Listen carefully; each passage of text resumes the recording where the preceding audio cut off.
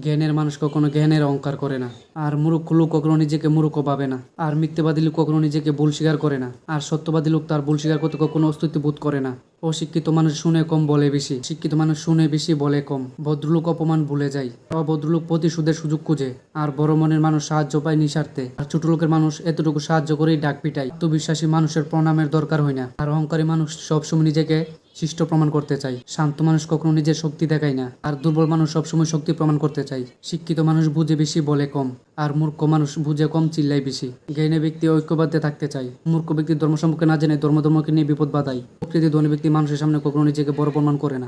আর হঠাৎ করে ধনী হওয়া ব্যক্তি কখনো মানুষকে মূল্যায়ন করতেই জানে না। সৎ ব্যক্তি ঠকে বেশি কিন্তু দিন শেষে তারই জয় হয়। কিন্তু অসৎ ব্যক্তি জিতে বেশি কিন্তু মনে শান্তি নাই। ধৈর্যশীল ব্যক্তি অপেক্ষা করতে জানে। আর অধৈর্যের মানুষ সবসময় তাড়াহুড়া করে। বুদ্ধিমান মানুষ ভুল থেকেই শিক্ষা নেই। আর অবুদ্ধিমান মানুষ বারবার একই ভুল করে যায়। যে মানুষ নিজের সেবা জানে সে আসলে সব থেকে বড় শক্তিশালী। অহংকার মানুষকে একা করে দেয়। নম্রতা সমস্ত মানুষ থেকে নিজেকে প্রিয় করে তোলে। সৎ মানুষ কম কথা বলে কাজ বেশি করে। আর অসৎ ব্যক্তি কথা বলে বেশি কাজ করে কম। অভাবী মানুষ কখনো তৃপ্ত পায় না।